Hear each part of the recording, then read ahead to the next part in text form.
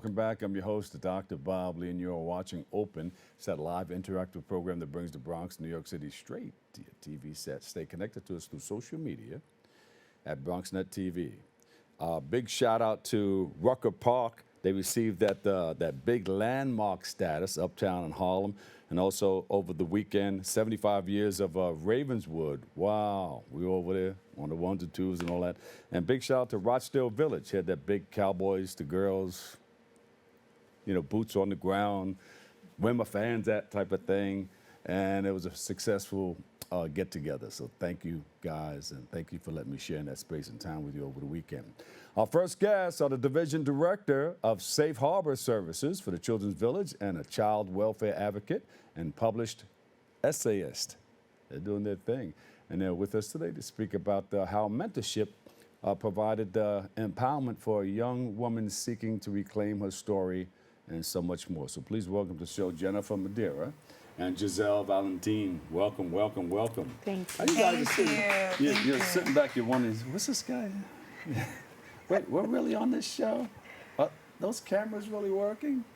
Take a look at the cameras. Then. Take a look at this one. Right in front. So listen, tell us, Gyselle and Jennifer, welcome to the show, first of all. And can you tell us about how you guys met? So we met and I joined her Safe Harbor program and AO Beach program through Children's Village. All right. Now, the Children's Village here in the city, because there's one in Dobbs Ferry. Dobbs Ferry. The Dobbs Ferry. That's where you guys met? So Children's Village is huge. There's locations here in the Bronx, Harlem, Queens. Our particular site is in Valhalla in Westchester. And Gyselle was referred through the Administration of Children's Services for placement. They were having lots of challenges in finding an appropriate placement for her because of her history and basically what the paperwork said, right? Yeah.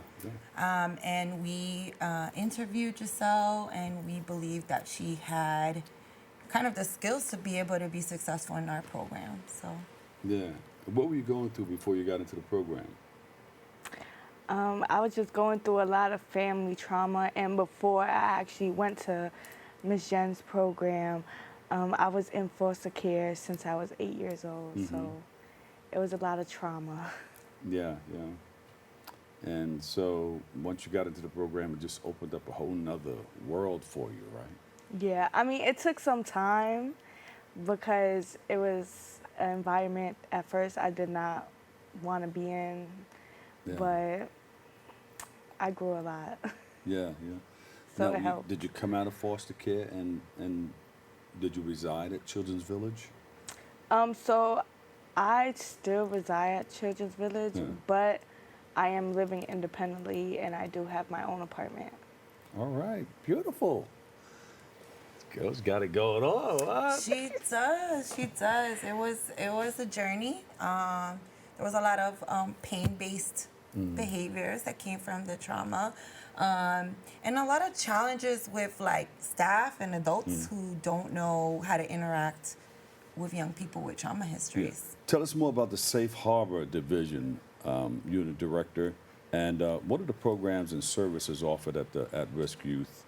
And what led you to get involved in what you're doing right now? Yeah, so the Safe Harbor Division through Children's Village encompasses various programs, particularly those that focus on doing work with young people who have experienced trafficking and commercial sexual exploitation, complex sexual trauma. We have 2 agency-operated boarding homes where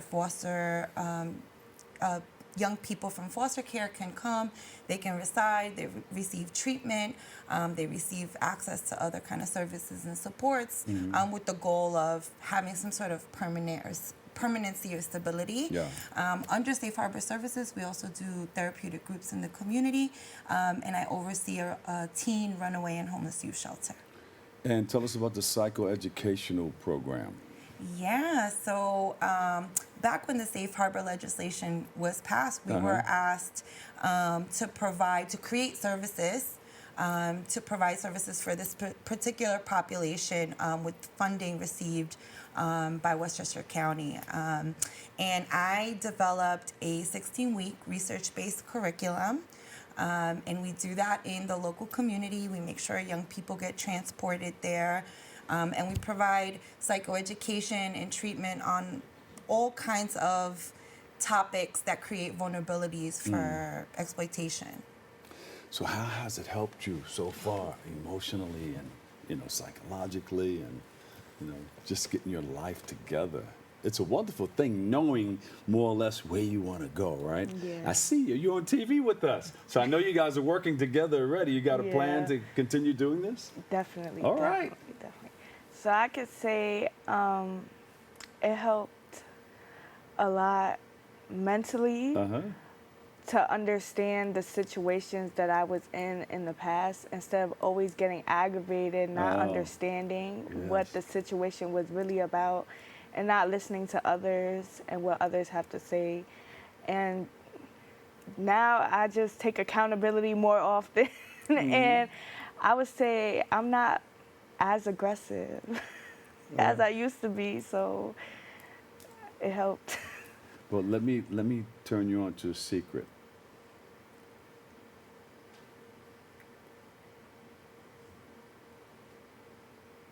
I was a person who was in Children's Village too. Wow. I plan on working for them. I know you are. Because it's in your heart to try to help Yeah. others get what they need out of life. Yep. DMX was up there. There was a lot of people Yes. that came through the same thing you're coming through right now. God has taken you to it. He's going to take you through it too, and you're going to be all right. Yeah, I know. I used to just go out and wonder, what my life was going to be about. Yeah. And everything tried to line up. My life tried to straighten out from there. Well, that was like the start of it. I mean, we were in the public school system with about 35 kids in the classroom. But when I got up there, it was about 10 of us, 8 to 10 of us. So we had that individualized attention. I just wanted to share that with you, just to let you know that you're not alone going through this. And give her a big round of applause, everybody, for coming through a lot of the stuff that you're coming through. And I really feel it in my heart, that Thank you're going to be you. successful. You ready for it? Oh, I am. All I right. am. I definitely am. That's what I'm talking about, yes, because, things don't have to stay the same, Yeah. You You got to growing be up- the change. Yeah, Yeah. I was like you. I was, I don't know if you were like, but I was hard-headed, didn't want to listen to Yeah. anybody, and I didn't care about myself, so if I didn't care about myself, why should I care about anybody else? Right. And when I see that while I'm visiting schools or in a person, that's the danger right there. That you don't care about yourself, you don't care about anybody else around you. So it becomes very, very dangerous. So what's next from here? Where are we going? Yeah, so Gyselle has been doing a lot of great things in her youth advocate role. So like you said, she's a published essayist. So she wrote... You're on a roll, all right. Yeah, she I'm wrote a doing story things. about her history to inspire other people, and kind of similar to what you're doing in terms of saying, hey, you're not alone, and That's you right. don't need to be perfect to speak out and speak up on the needs of this population and young people like myself. We recently went to Albany to a conference with the Office of Family and Children's Services, where she got to speak some truth to power. What? Yeah, she got to give insight on programming and things that need to change systemically to support young people like You herself. making moves? Yeah. Yeah, I am. Definitely. That's what you have to continue to do. Yeah. And we're all with you 100%. All right. So you went up to Albany. You did that. Any changes? Anybody said, hey, I'm going to try to help you do what you need to do to help you become successful? It's in the works. It's in the No, works. Yeah, it's she, I love it. she provided some really great feedback in terms of programming, in terms of, the needs of young people and what would be most effective in those kinds of environments. Yeah. Beautiful, beautiful. Yes. I'm loving it. You should get together with the CEO of Children's Village and have her speak at one of their galas. Who? Jeremy? Yeah. Jeremy Kahumban? Yeah. Jeremy. Here she is. Bring her in there, Jeremy. That's right. You ready? And she wants a job up there too. So maybe you can line that up for her. Yeah. We love Jeremy. Jeremy's a cool guy. Amazing. Yes, amazing leader. Yes. So for other people working in the child welfare system and for our audience generally, what do we get wrong about the system and the kids it serves? I think I'll start off by saying that young people are more than the referral materials that you get, right? These psychologicals and psychiatrics, they're more than the worst moments in their life.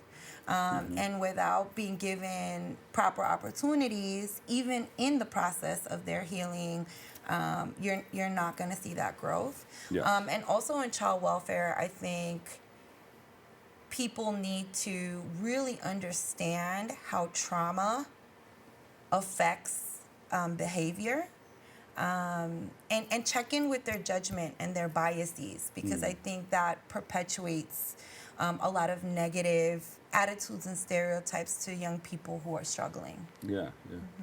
And Gyselle, she knows about that. She says, hey, I'm out here now.